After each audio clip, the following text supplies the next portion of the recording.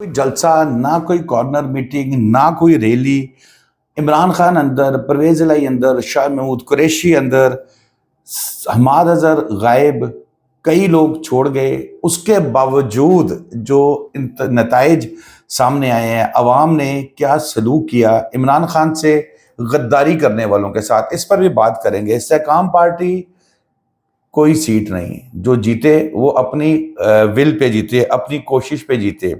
इसके अलावा जो ओन चौधरी साहब जीते, बेशक उनको सपोर्ट हासिल थी, लेकिन वो भी सलमान अकरम राजा साहब ने चैलेंज कर दिया, वो भी मामला फंस गए। अलीम खान साहब जैसे मैंने बताया जीते हैं, तरीन साहब हार गए, फिर परवेज खटक साहब हार गए। इस पर आज मैं गुफ्तगू करूंगा। बड़ी दिलचस्प सूरत हाल है कि एक तरफ तो पार्टी की पूरी क्यादत अंदर, सेकंड और थर्ड लेयर के उम्मीदवार जो पार्टी क्यादत में है, जो बल्कि अचानक पार्टी क्यादत बने, उनको टिकट दिए गए। कई वोटरों को ये नहीं पता कि ये जो मैं इसको वोट दे रहा हूँ ये कौन है, इंतखाबी निशान उसके पास कोई एक फिक्स नहीं, उसके बावजूद ये हाल है। तो सोचो, अगर इमरान खान जेल से बाहर होता, शाह महमूद कुरैशी जेल से बाहर होता, परवेज इलाही जेल से बाहर होता, जलसे करते, जलूस करते, कैंपेन निकालते, रैलियां निकालते, तो फिर क्या होता। सबसे पहले हम इसी इशू पे बात करते हैं जी। कई लोगों ने तहरीक इंसाफ के चेयरमैन इमरान खान का साथ छोड़ दिया, नताइज आपके सामने हैं। और फिर पार्टी छोड़ दी, पार्टी की प्रेस कॉन्फ्रेंसेस की, फिर जो जितना को हो सकता था इमरान खान के खिलाफ प्रोपेगेंडा किया गया। ये मेरा किसी सियासी जमात से कोई मोहब्बत नहीं है, लेकिन एक जनरल बात कर रहा हूँ। जितना प्रोपेगेंडा किया गया, 3 केसों में रातों रात सजाएं सुनाई गई, ठक ठक ठक ठक, फिर भी नताइज आपके सामने हैं। फिर कई जो लोग हैं जिनको अगर हम देखें, जो हमेशा दूसरी सियासी जमातों की सपोर्ट में चलते हैं, या चले हम ये कह लें कि पीटीआई के खिलाफ बात करते हैं, आसमा साहिबा हैं, कामरान साहब हैं, मंसूर साहब हैं, ये वो लोग हैं जो इस तरह बातें करते हैं। अब आप इसमें एक चीज़ ये देखिए कि इनको भी नज़र आ रहा है कि इस दफ़ा इलेक्शन में हुआ क्या, धांधला हुआ। और फिर बैनुल अक़वामी ममालिक, जो दूसरे ममालिक हैं, उसमें भी अब वो यही कह रहे हैं कि जनाब ठीक है, आपको मुबारक हो, आप जीत गए हैं, पाकिस्तान में इंतखाब हो गए हैं। लेकिन वो थोड़ा सा ना उनकी नज़रें देख के मशकूक सा काम हो रहा है, उनको मशकूक नज़र आ रहा है। Form 45, form 47, form 45, form 47। अभी मेरे पास एक खातून प्रिजाइडिंग ऑफिसर का भी ऑडियो मैसेज मौजूद है। वो बेचारी तड़प रही है, वो कह रही है हमसे ज़बरदस्ती साइन करवाए गए। चलें, बहरहाल हम इस पे भी नहीं आते। अब हम आ जाते हैं अदालत में, जो रुजू किया गया है लाहौर हाई कोर्ट में। फिर शोएब शाहीन साहब इस्लामाबाद चले गए हैं। फॉर्म 45 लेके तहरीक इंसाफ के बेशुमार उम्मीदवार जो हैं वो छुप चुके हैं, गायब हो चुके हैं। उन्होंने कहा कि इधर हमसे छीन ही लेने, हमारे पास एक वाहिद सहारा जो है वो फॉर्म 45 है। फॉर्म 45 एक ऐसा डॉक्यूमेंट है कि मेरी दानिश में उसको लेकर जब अदालत में जाएंगे और वहाँ जज साहिबान सुनेंगे, तो बहुत ज़्यादा इम्कान है कि जाने वाले को रिलीफ मिलेगा। मैंने कल के वीलॉग में भी ये बात कही थी कि एक मरतबा फिर तमाम नज़रें जो है वो काजी साहब की तरफ जो है वो देख रही हैं। अब बेचारे काजी साहब भी क्या करें, बातें भी सुने, और जस्टिस मंसूर शाह साहब हैं, जस्टिस अतर मिनल्ला हैं, तमाम सुप्रीम कोर्ट के जजेस हैं, ये अपनी बेचारे ट्रोलिंग भी करवाते हैं। ये सोशल मीडिया पे इनकी वो पत भी उतार दी जाती है, मतलब जो कि मेरे ख्याल में गैर अखलाकी तौर पे गैर अखलाकी काम होता है। लेकिन इसके बावजूद तमाम लोग जब मसले में आते हैं और भागते हैं वो काजी साहब के पास। अब ये मामला फिर एक मरतबा काजी साहब के पास जाएंगे, हाई कोर्ट, सुप्रीम कोर्ट, यानी कि काजी साहब से मुराद के अदालतों में जाएंगे, और वहां पर देखते हैं कि इसको कितना रिलीफ मिलता है। इलेक्शन कमीशन की जानिब से भी इजलास बुलाया गया है, और उनकी तरफ से कोशिश अब ये की जाएगी कि जल्द अज जल्द नोटिफिकेशन जारी कर दिया जाए, और नोटिफिकेशन जारी करने के बाद इसको हम देख लें और हम इसको अपने तरीके से इसको लेकर चलें, और मतलब अदालत का फैसला आता है और इलेक्शन कमीशन उससे पहले नोटिफिकेशन जारी कर दे। ये भी एक तरीकाकार है। देखिए, अब उनका राइट है इलेक्शन कमीशन का, लेकिन अदालतों से ریلیف ملنے کے امکانات بہت روشن ہیں۔ 72 گھنٹے میں جو پارٹی جوائن کرنے کی بات ہے، یہ بھی بڑی اہم ڈیولپمنٹ ہے۔ اب اس کے اندر تحریک انصاف کیا سوچ رہی ہے، کس کے ساتھ چلنا ہے، اپنے آزاد امیدواروں کو، کیونکہ ان کے آزاد امیدواروں پر جو مسلم لیگ نون اور پیپلز پارٹی جو ہے نا، وہ ایسے بیٹھے ہیں کہ جیسے بلی بیٹھ کے ککڑی کو دیکھ رہی ہوتی ہے نا، کہ بھی کسی طرح اس کی آنکھ ادھر ادھر ہو تو میں اس کو چاپ لوں۔ یہ حالات ہے، دیکھیے اب اس کا کیا بنتا ہے۔ دوسری بات، دوسری اہم خبر، استحکام پارٹی تو وڑ گئی۔ کیا بنا؟ مسلم یہ تحریک انصاف پارلیمنٹیرین وڑ گئی۔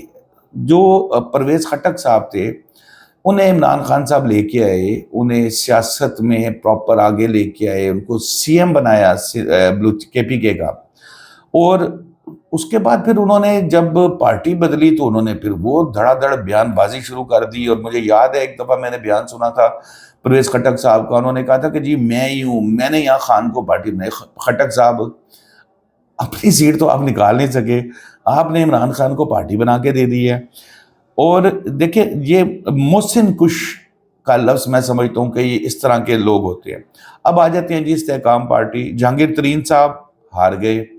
اون چودھری صاحب مسلم لیگ نون کے ساتھ جڑ کے الیکشن لڑے، لیکن وہ بھی جیت مشکوک ہو گئی جب اکرم راجہ صاحب چلے جاتے ہیں اسلام آباد لاہور ہائی کورٹ، اور وہاں سے حکم امتناعی ہو جاتا ہے۔ یعنی کہ ابھی اگر نوٹیفیکیشن ہو بھی گئے تو اون چودھری گنتی میں نہیں آئیں گے، مائنس ہو گیا۔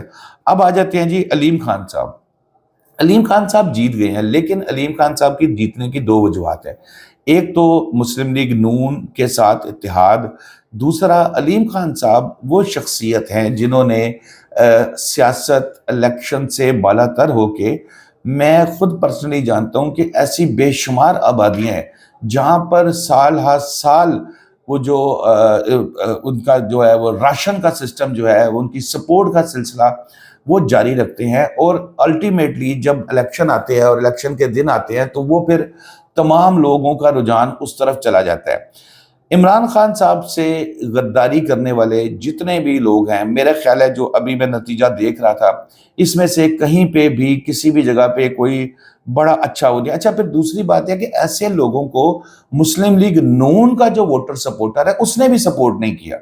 مسلم لیگ نون کے ووٹر سپورٹر نے بھی وہ اپنی پارٹی کو، مسلم لیگ نون کو سپورٹ کیا جتنا کر سکتے تھے۔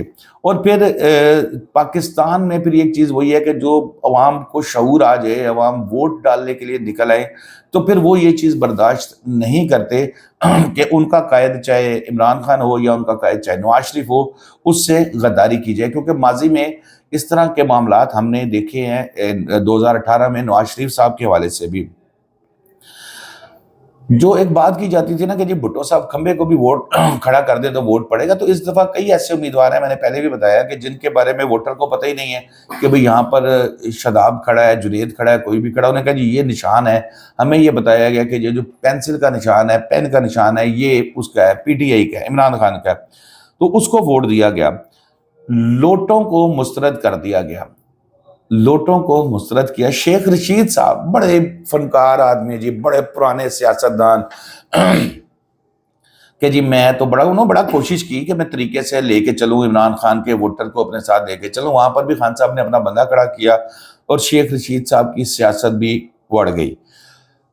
اب ان کے ساتھ وہ گھر کا نہ گھات کا بے شمار ایسے لوگوں کے ساتھ ہوا۔ میں آپ کو بتاؤں، اس الیکشن نے بہت سے ایسے لوگ ہیں جو پارٹیاں بنائی، جنہوں نے اگائی چلائی، ان کا مستقبل جو ہے وہ ان کا مستقبل ان کا خراب ہو گیا۔ پھر یہاں پر دیکھ لیں کہ جس نے جو اپنی پارٹی چھوڑ کر جہاں ادھر ادھر ہوتا ہے اس کے ساتھ یہی انجام ہوتا ہے، پھر وہ چاہے چودھری نثار صاحب ہوں یا کوئی اور۔